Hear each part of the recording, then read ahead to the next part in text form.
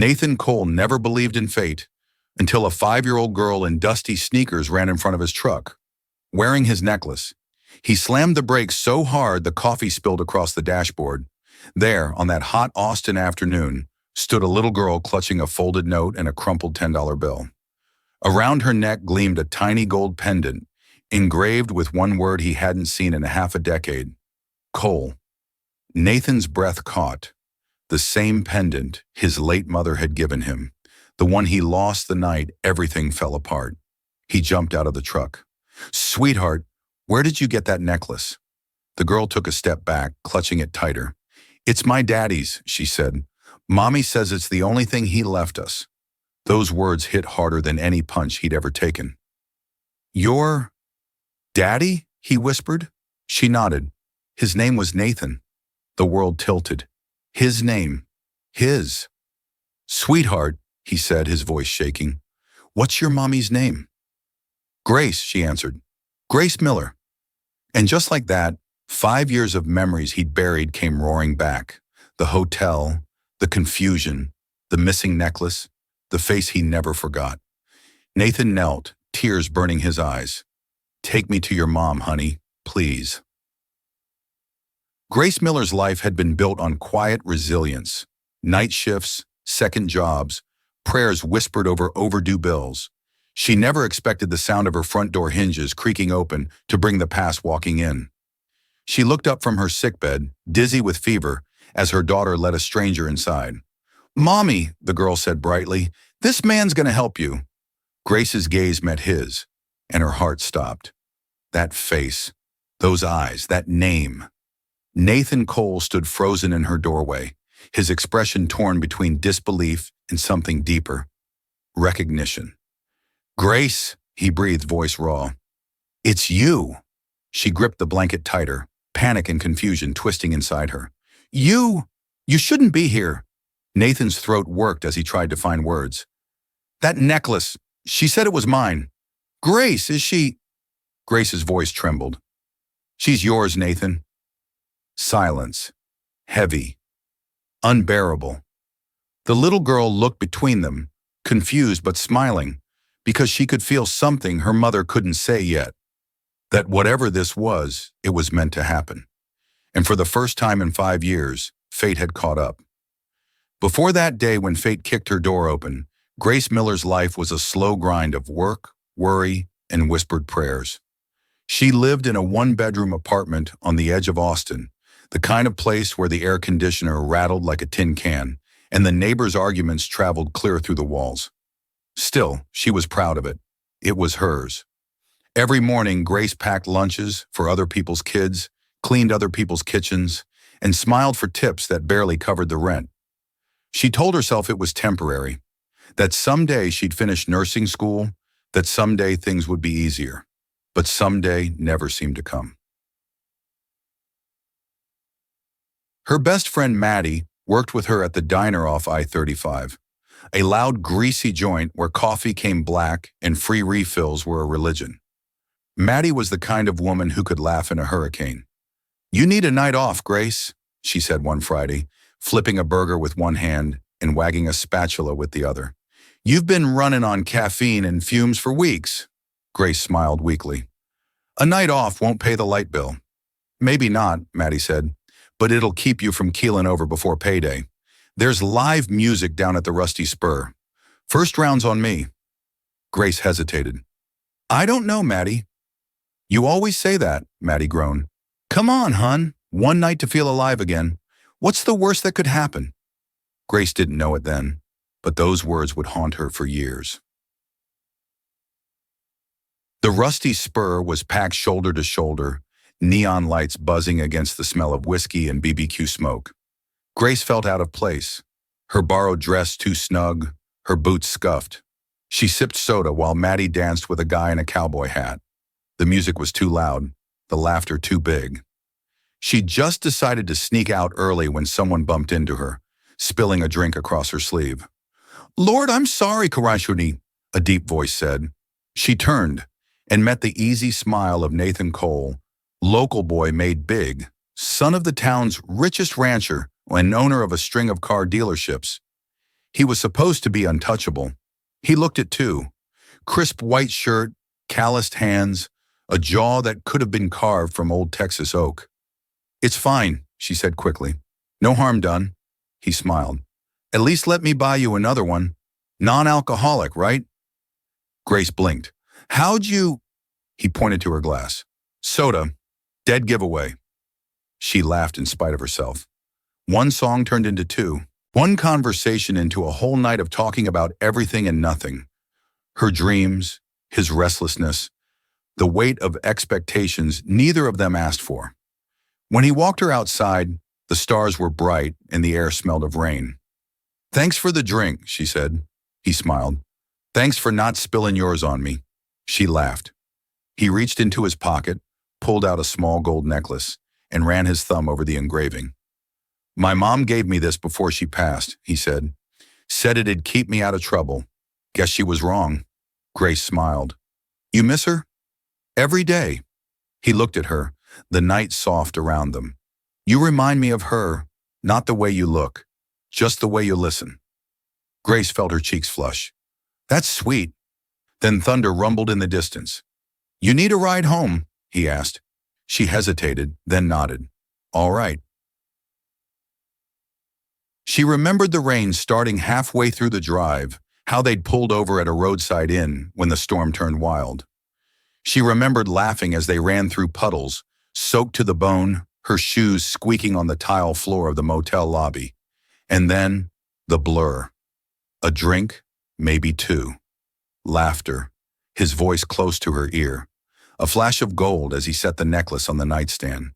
Then darkness. When she woke, he was gone. So was the necklace. At least, that's what she thought, until she found it tangled in the bedsheet. She sat there for an hour, staring at it, heart pounding. She didn't remember saying yes. She didn't remember saying no. All she knew was that she'd shared a night with a man whose name she only half remembered, Nathan, and that she'd probably never see him again.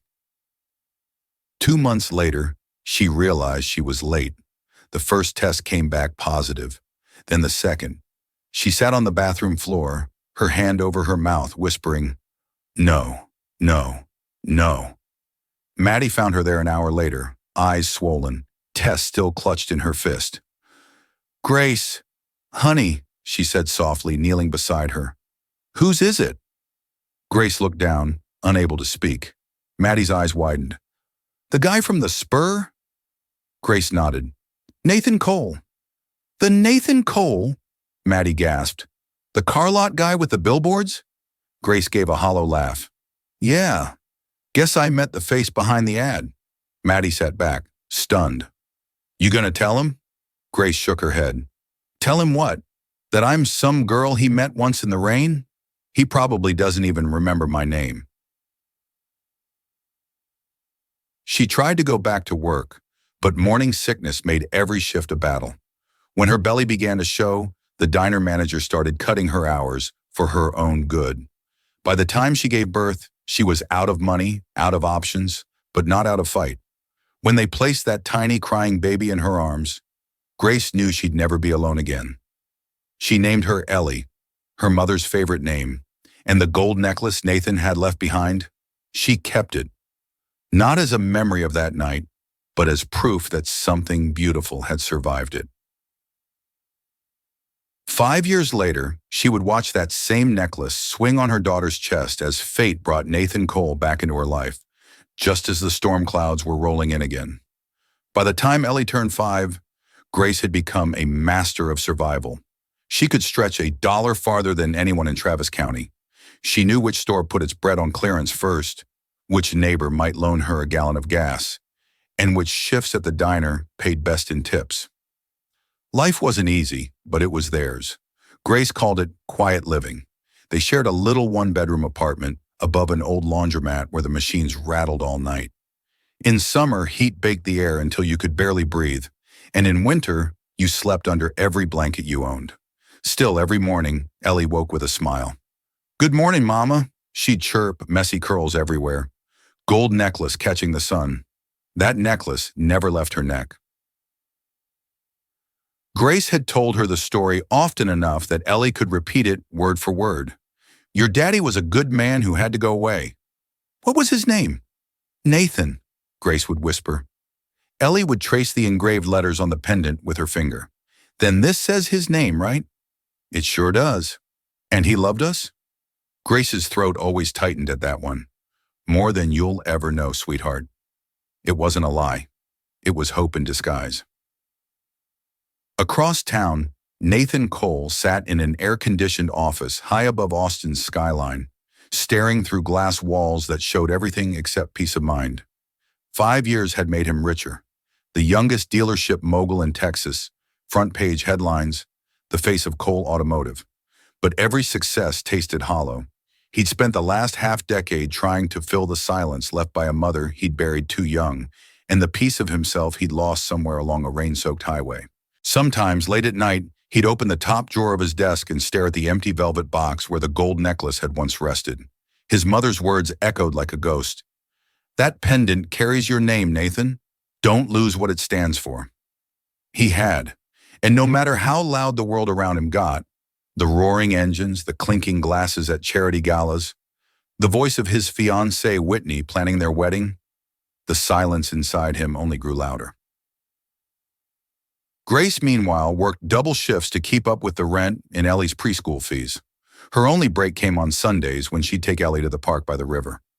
Ellie would chase pigeons while Grace sat on a worn bench, sipping lukewarm coffee, trying not to think about all the things she couldn't give her daughter. Dance classes, birthday parties, a real yard. One afternoon, Maddie dropped by with a second-hand box of toys and 2 milkshakes. "Girl, you look like you wrestled a tornado," she said, plopping onto the couch. Grace laughed weakly. "Feels like I did." Maddie's gaze drifted to the necklace around Ellie's neck. "She still wears that thing every day?" Grace nodded. "Won't take it off, even for a bath." Maddie smirked. "Kid's got a stubborn streak. Wonder where she got that from." Grace threw a napkin at her. Then Maddie sobered. "You ever think about finding him?" Grace froze. Maddie shrugged. "Just saying. It's been years. Maybe he'd want to know." Grace shook her head. "Maddie, men like Nathan Cole don't come looking for girls like me, and I'm not dragging Ellie into a mess that'll break her heart." "Maybe," Maddie said softly, "but that necklace keeps dragging him into your thoughts anyway." Grace didn't answer. She couldn't. That summer brought one of the worst droughts in years. The air shimmered with heat, the grass turned brittle, and tempers in town ran short. Still, Grace kept her head down, saving every penny. One scorching afternoon, she came home from work to find Ellie sitting by the window, coloring with a frown. "What's wrong, Peanut?" Grace asked. Ellie looked up. "Mommy, I think my necklace is broke." Grace's heart jumped. "Broke? Let me see."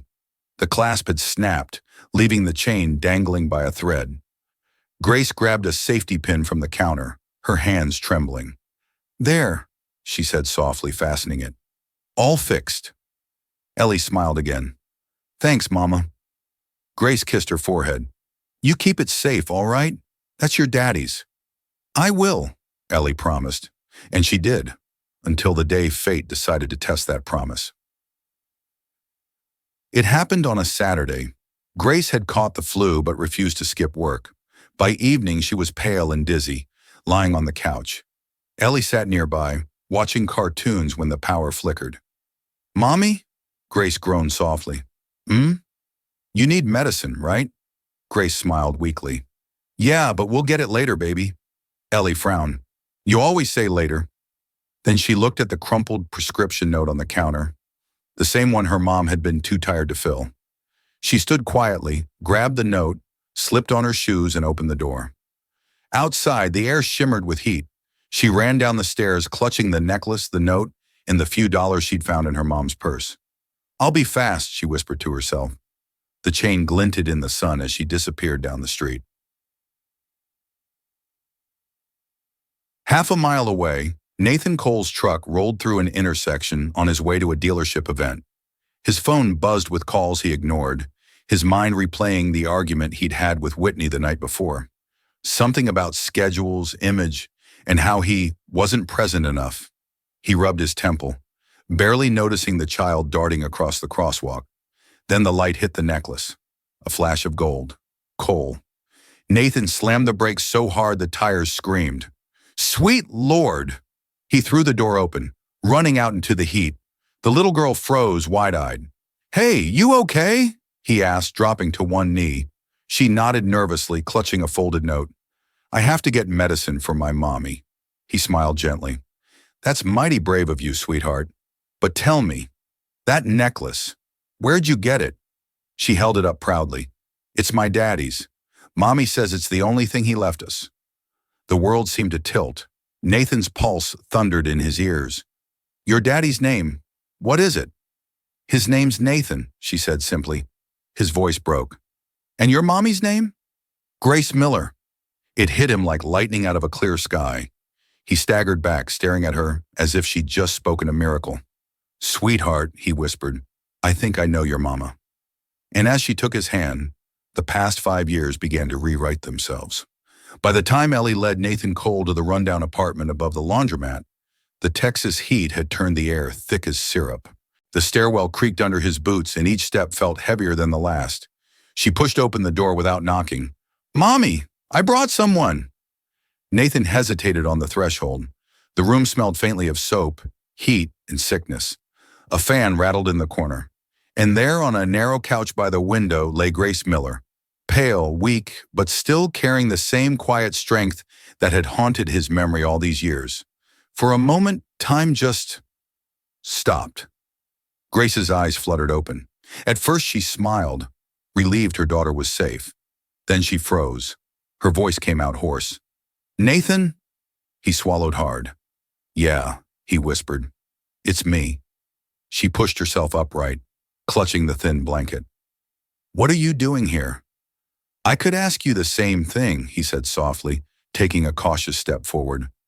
Your little girl nearly ran into my truck. Grace's breath caught. You saw her? I saw the necklace first. His voice broke on the word. The one my mama gave me. The one I lost that night. Grace looked down at the pendant around Ellie's neck, glowing faintly in the late daylight. She never takes it off, she murmured. Nathan's chest tightened. She said it was her daddy's, said his name was Nathan. Grace's hands trembled. She's right. Silence. Long, heavy, full of everything they hadn't said in 5 years. Ellie looked between them, confusion wrinkling her small brow. Mommy, you know him? Grace's throat tightened. Yes, sweetheart. This is your daddy. The little girl gasped, her eyes lighting up like Christmas morning. Really? Nathan smiled through the tears burning his eyes. Yeah, really. Ellie flung her arms around his neck before either adult could react. For a heartbeat, the entire world shrank to that single moment. The warmth of small arms around him, the soft sound of her laugh. He'd never felt anything like it. When she finally pulled back, she beamed up at him. You came back. Nathan glanced at Grace. Yeah, I did. Grace looked exhausted, shoulders sagging beneath the weight of years. You shouldn't have, she said quietly. You should have stayed wherever your life took you. Nathan frowned. Grace, I mean it. She turned away, her voice trembling. You're rich, successful, engaged, whatever. We don't belong in that world of yours. We never did. He stepped closer. That world didn't mean a damn thing without you in it. Her head snapped around. Don't say that. It's the truth. You don't get to waltz in after 5 years and pretend you care. I've always cared, he shot back, louder than he meant to. Ellie flinched, and he immediately softened his tone. I didn't know, Grace. I swear to you, I didn't know. If I had... She cut him off, tears spilling down her cheeks. If you had what? You'd have written a check, sent a lawyer, maybe bought us a house to make yourself feel better? He shook his head.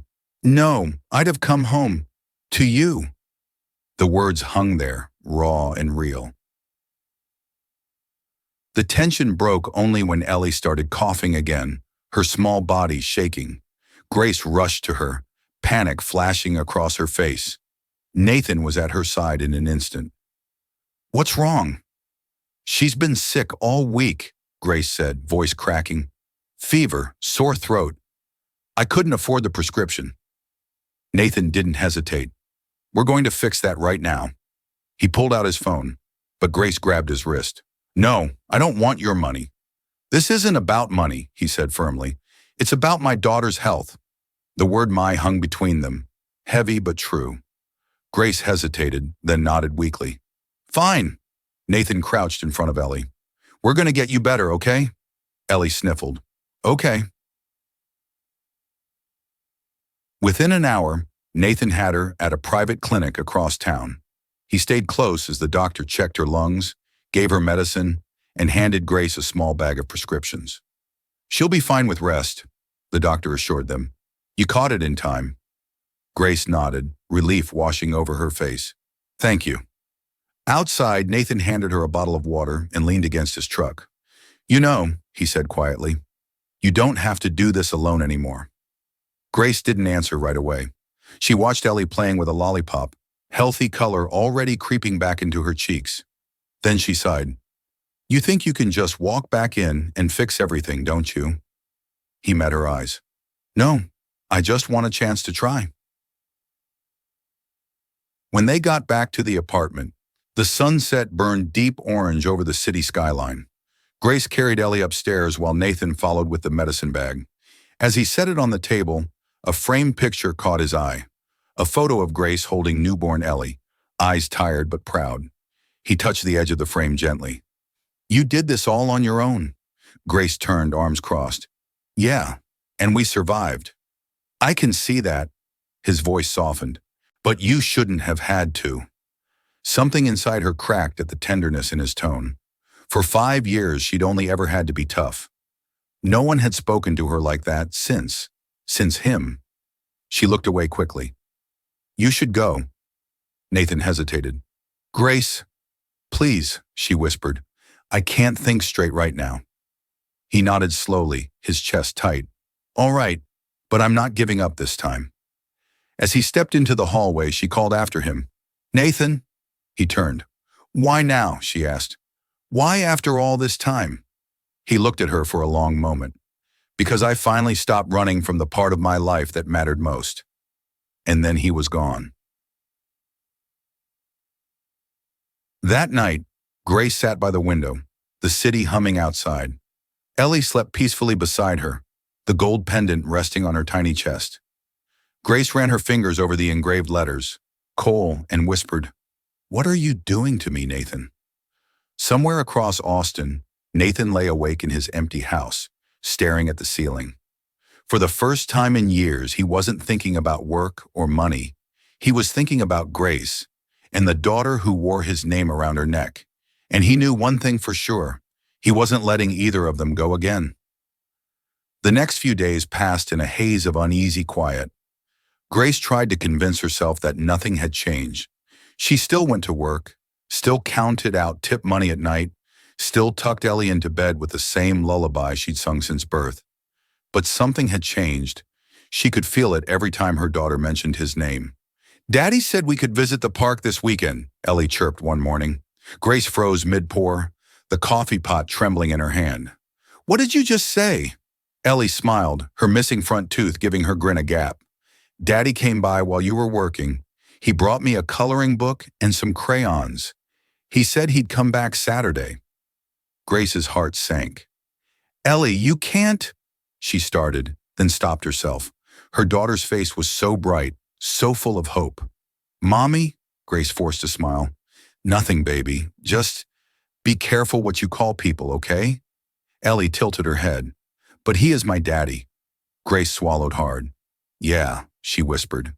He is. Saturday came faster than she expected. A light breeze carried the smell of barbecue from the park's food trucks. Kids ran across the field, their laughter mixing with country music from someone's radio. Grace hadn't planned to go. She wanted to stay home, pretend the invitation hadn't been real. But Ellie had spent the whole morning twirling in front of the mirror, begging her to come.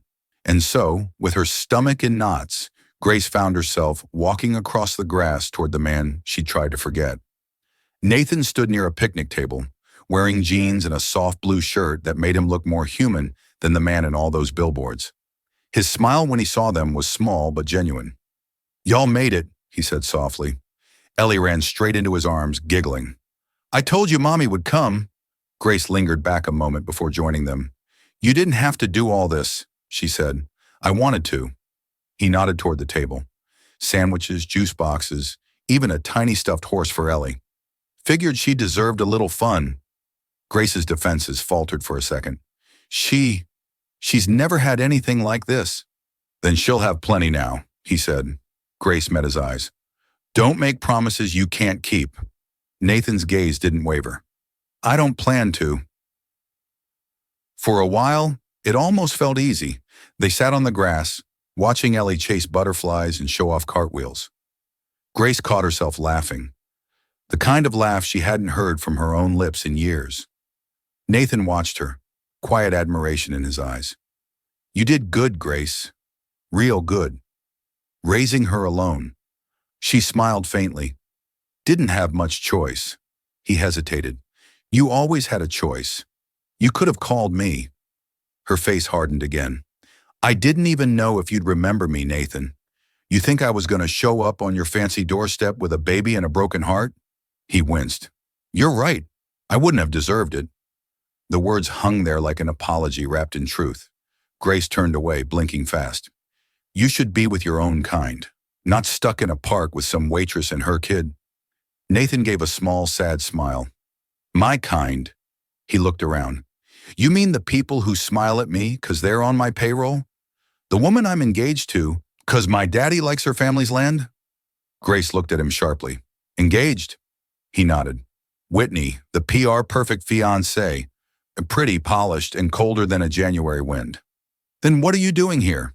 "Because this," he said quietly, pointing at Ellie playing in the distance, "feels real, for the first time in a long time." Grace didn't know what to say. After that night, after putting Ellie to bed, she found herself staring at the gold necklace on her daughter's dresser. It gleamed faintly under the lamplight, and for the first time, she wondered if maybe it wasn't a curse. Maybe it had been guiding them back all along. Her phone buzzed then, making her jump. A message from Nathan. "I meant every word today. I'm not going anywhere." She typed 3 different replies and deleted them all. Finally, she set the phone down and whispered, "Please, Lord, don't let this hurt her." But small towns have long tongues and short tempers. Word traveled fast. By Monday, Whitney Shaw knew. She stormed into Nathan's office like thunder. "So this is where you've been spending your weekends? Playing house with your little charity case?" Nathan looked up calmly from his desk. "Watch your mouth, Whitney." She scoffed. "Oh, I hit a nerve. You didn't think I'd find out, did you?" He stood, eyes hard. "It's over, Whitney." Her laughter was sharp as glass. "Over? You don't walk away from me like that, Nathan. You think your daddy's gonna let you throw away our engagement for her?" Nathan's jaw clenched. "My father doesn't control my life anymore." Whitney's eyes narrowed. "You'd ruin your name, your business, for a waitress and her bastard child?" That was the last straw. Nathan slammed his hands on the desk. "That bastard child is my daughter." Whitney flinched at the fury in his voice. "You've lost your mind," she hissed. "No," he said quietly. "For the first time in years, I think I finally found it." That night, Nathan drove straight to Grace's apartment. She opened the door to find him standing there, breathless, eyes wild with determination. "Nathan, what are you—" "I told her the truth," he said, voice shaking. "Everything. About you, about Ellie, about that night." Grace's eyes widened. "You did what?" "I don't care what people think anymore. You and Ellie, you're my family, Grace. If you'll let me be part of it." Her heart thudded. "Nathan, this isn't a movie. You can't just—" He took her hands gently. "Maybe not, but I can start making it right." Tears welled in her eyes. She'd told herself 1,000 times that love wasn't enough. But looking at him now, she saw something she hadn't expected. Truth. She looked toward the bedroom where Ellie slept, then back at him. "Don't make promises you can't keep," she whispered. He squeezed her hands. "I'll keep this one." Outside, thunder rolled in the distance, as if the sky itself was letting go of years of silence. And for the first time since that rainy night 5 years ago, Grace Miller didn't feel alone. By sunrise the next morning, the entire town knew. Nathan Cole, the golden boy of Austin, the man with the $1 million smile and the family fortune, had a daughter no one knew about. The news hit every local feed before breakfast. Businessman Nathan Cole ends engagement. Secret family revealed. From ranch heir to small-town scandal, who is Grace Miller? Grace saw it when she opened her phone before work. Her coffee went cold in her hand. "Mama," Ellie said sleepily from the couch. "What's wrong?" Grace forced a smile. "Nothing, baby. You go on back to sleep." But her fingers trembled as she scrolled through the pictures. Blurry shots of Nathan leaving her apartment. Headlines calling her the mystery woman. Strangers commenting like they knew her life. By the time she got to the diner, whispers had already started. "Is it true?" Maddie asked gently as Grace tied on her apron. "About Nathan?" Grace sighed. "I didn't ask for any of this, Maddie. I just wanted my kid to have medicine." Maddie squeezed her shoulder. "People talk. Let 'em. You hold your head up." Grace nodded, but her throat felt tight. She wasn't ashamed, just tired. Tired of surviving, tired of explaining, tired of the world spinning faster than she could keep up. Across town, Nathan was on the phone with his father. "You've done it now, son," Charles Cole barked. 5 years of clean headlines gone in a day. Do you have any idea what this looks like? Nathan closed his eyes. "I know exactly what it looks like, Dad. It looks honest." "Honest?" his father scoffed. "You humiliated a good woman." "Whitney wasn't a good woman. She was a contract," Nathan snapped. "And I won't live another lie to protect your reputation." There was a long silence on the line. Then Charles sighed. "You sound just like your mother." Nathan smiled faintly. "That's the nicest thing you've said to me in 10 years. He hung up. When he arrived at Grace's place that afternoon, she was waiting at the door with crossed arms and red-rimmed eyes. "You told me you'd keep us out of the spotlight," she said. "I didn't tell the press," he said honestly. "Whitney did." Grace's jaw tightened. "Of course she did." "I'm sorry, Grace, I'll fix it." "How?" she asked. "You gonna buy every newspaper in Texas?" He didn't answer. Instead, he looked toward the window, where Ellie was coloring quietly on the floor, humming to herself. "You both deserve peace. I'll find a way." Grace's voice softened a little. "You really mean that, don't you?" He nodded. "With everything I've got." By evening, the paparazzi had moved on to another scandal. But the damage was done. Grace lost 2 regulars at the diner who didn't like the kind of woman who hides babies from rich men. The landlord hinted her lease might not renew. She didn't tell Nathan about any of it. She didn't want his pity, but he found out anyway.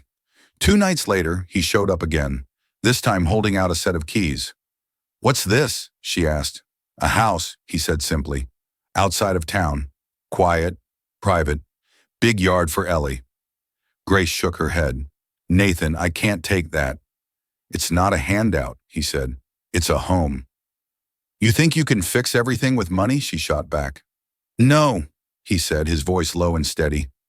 "But I can fix the things that money broke." Something in her chest twisted. He wasn't trying to buy her forgiveness. He was trying to earn it. "Just come see it," he said softly. "If you hate it, I'll walk away." The house was small by his standards, but perfect by hers. A white porch, creaky swing, oak trees in the yard, the kind of place you could breathe again. Ellie ran through the empty rooms, her laughter echoing. "Mommy, there's a backyard." Grace stood in the doorway, tears prickling her eyes. "You did this for us?" "For her," he said. "And for you, if you'll let me." She turned to face him. "Why, Nathan? Why do you even care this much after all this time?" He met her gaze, his voice trembling.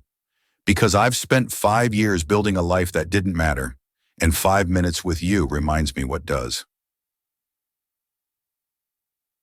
For a while, they let themselves believe in normal. Nathan started visiting in the evenings, helping Ellie with her reading, fixing the squeaky door, making dinner that always ended up slightly burnt. Grace worked her shifts without dreading the gossip. Sometimes she'd catch Nathan watching her and feel something she hadn't felt in years. Safety. But part of her still kept one foot ready to run.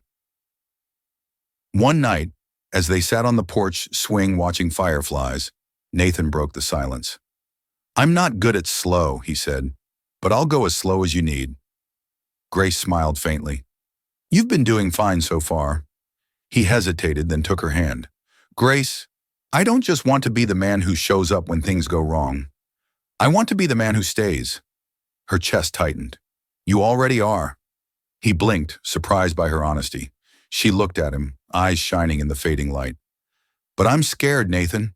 Every time something good happens, life has a way of taking it back." He reached up, brushing a tear from her cheek. "Then we'll fight for it together." But for the first time, she didn't argue. She just leaned into him, resting her head against his shoulder as the Texas sky turned dark and the cicadas hummed like a lullaby.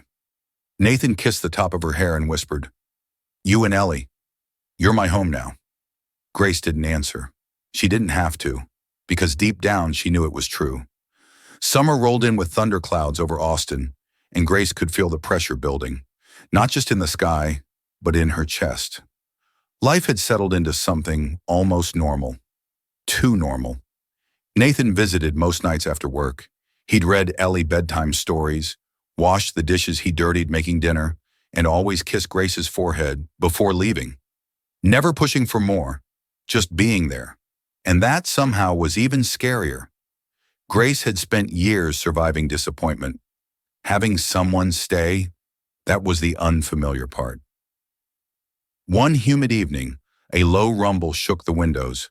Grace stood on the porch, arms wrapped around herself, watching the lightning crawl across the sky. Nathan stepped out beside her, still wearing his work shirt, sleeves rolled to the elbows. "Storm's coming fast," he said quietly.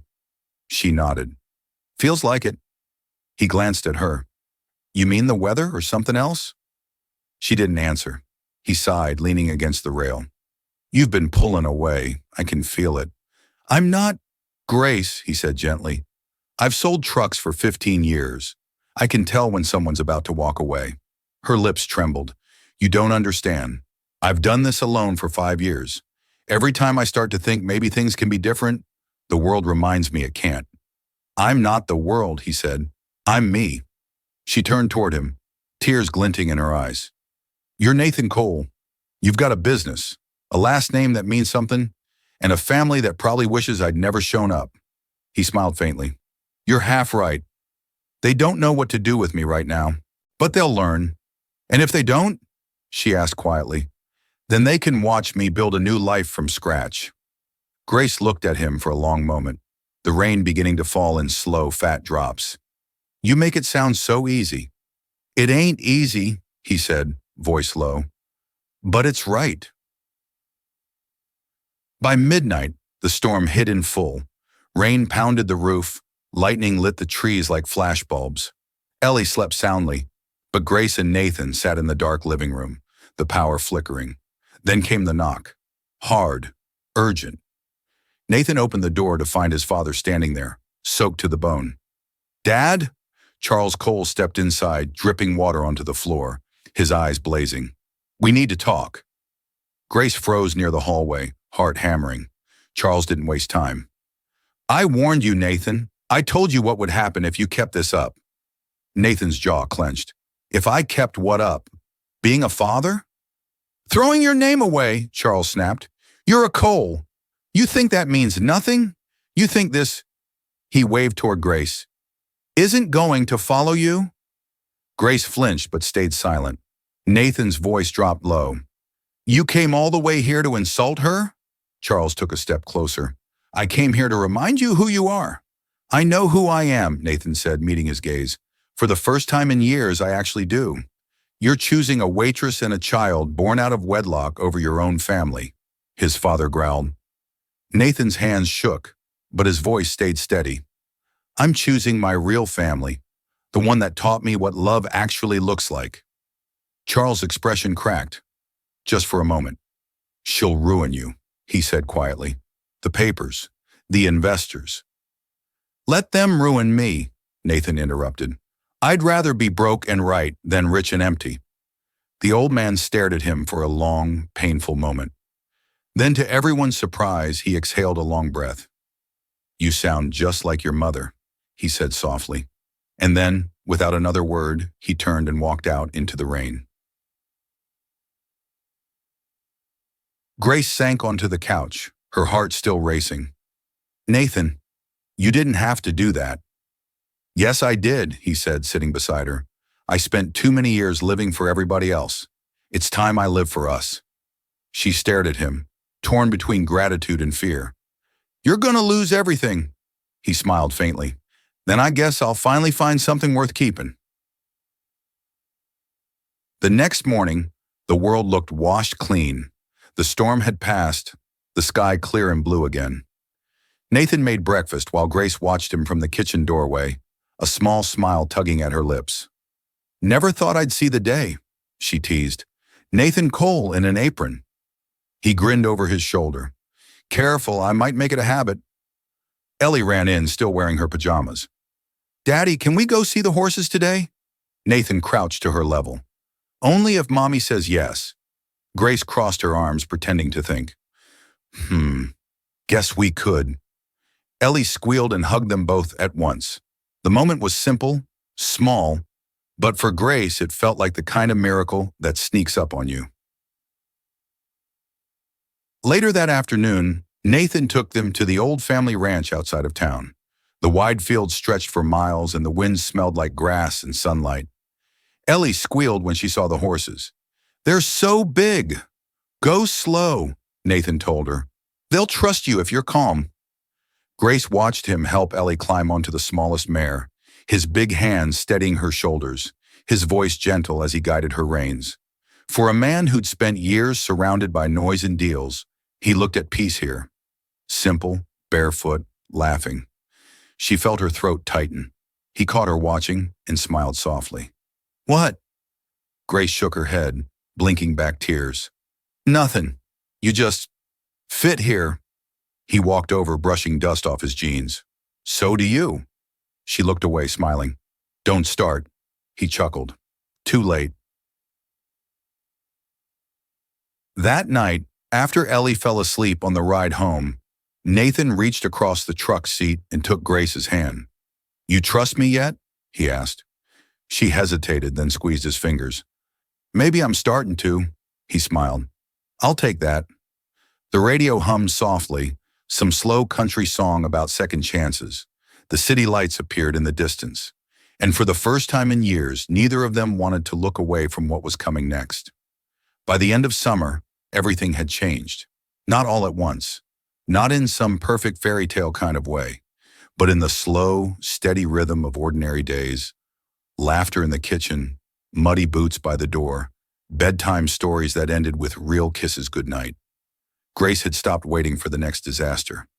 Nathan had stopped running from the past, and somehow the two of them found their way into something that felt almost impossible. Peace. One golden morning, Grace woke to the sound of a lawnmower outside and the smell of pancakes. She smiled into her pillow. It had become a weekend ritual. Nathan burning breakfast, Ellie laughing at the smoke alarm, everyone pretending not to notice. When she came downstairs, Nathan was flipping a pancake with the focus of a surgeon. Flour streaked his shirt. Don't say a word, he warned without looking up. Grace smirked, leaning against the doorway. You sure you don't want help, Chef? Too late, he said, gesturing toward the slightly charred stack on the plate. Ellie giggled. Mommy, Daddy's making black pancakes again. Charcoal deluxe, Grace said, kissing the top of her daughter's head. Your favorite. Nathan laughed and put down the spatula. You know, I never thought I'd find joy in being roasted by two beautiful girls before 9 a.m.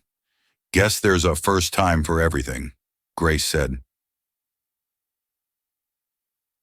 After breakfast, they piled into Nathan's truck and drove out to the ranch again.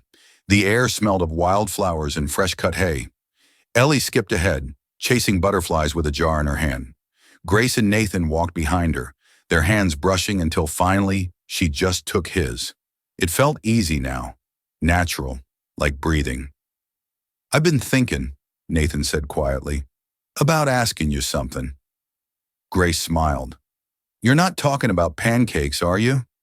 He chuckled, then stopped walking. "Grace?" She turned to face him. He looked nervous, and she realized for the first time how vulnerable he could be. "I ain't gonna do it big or fancy," he said. "No camera crews, no rings and champagne glasses. Just this, me, you, and the girl who made my world right again." Grace blinked. "Nathan, I don't care about names or money anymore," he continued, voice shaking a little. "I care about home, and you're it. You always were." Her breath hitched.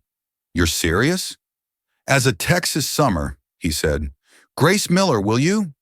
She laughed through the tears before he could finish. "You don't even have a ring," he grinned. "I'll get one later. Right now I just need an answer." Grace shook her head, smiling so wide it hurt. "You already have it." He stepped closer, pulling her into his arms as the wind swept through the tall grass. When he kissed her, it wasn't fireworks. It was peace. The kind of peace that only comes when you stop fighting the things meant for you. That evening, they sat on the porch together, watching the sky melt into pink and gold. Ellie dozed between them, her head on Grace's lap, the gold necklace glinting softly in the fading light. Nathan reached over, touching it gently. "You know," he said, "I used to think that necklace was bad luck." Grace smiled. "Guess it was just waiting to find its way home." He nodded, eyes soft. "It's funny. I spent years chasing everything the world told me I should want. Turns out, what I really needed was right here. A second-hand couch, a little girl who calls me daddy, and a woman who makes me want to be better." Grace's throat tightened. "You already are." He looked at her for a long moment, then said quietly, "You forgive me." She smiled faintly. "Nathan, you can't undo the past, but you can live like you've learned from it, and you have." He reached for her hand. "Then I guess that's enough." "It's more than enough," she said. As darkness settled, lightning bugs floated above the grass, blinking like tiny lanterns. Ellie stirred, opening her eyes. "Mommy?" Can we stay like this forever?" Grace glanced at Nathan, smiling. "We'll try, baby. We'll sure try." Ellie's eyes drifted shut again. Nathan slipped his arm around Grace's shoulders. "You know," he said softly, "that's the first promise I can keep." Grace laughed quietly. "Good, 'cause I'm holding you to it." He grinned. "Wouldn't want it any other way." Hours later, after Ellie was tucked into bed, Grace stood by the window, looking out at the porch lights glowing softly against the night. Nathan came up behind her, wrapping his arms around her waist. "What are you thinking about?" he murmured. She leaned back against him. "How strange life is. How something broken can still turn into something beautiful." He kissed the side of her head. "Guess that's what we are. Proof that broken things can heal." Grace smiled. "Yeah, I think so." Outside, a breeze rustled the trees, carrying the faint scent of rain. Not the storm kind, but the kind that brings things to life again. Nathan whispered, "We made it, Grace." She closed her eyes and let herself believe it. Yeah, we did. The next morning, the sun rose soft and warm through the curtains, painting everything gold. The kind of sunrise that doesn't shout, just hums quietly, like a secret between lovers in the day ahead. Ellie's laughter echoed down the hall, and Grace's voice followed, light and full of life. Nathan stood there for a moment, just listening. No board meetings, no headlines, no lies, just home. He smiled to himself, whispered a thank you to the sky, and walked toward the kitchen where his world was waiting.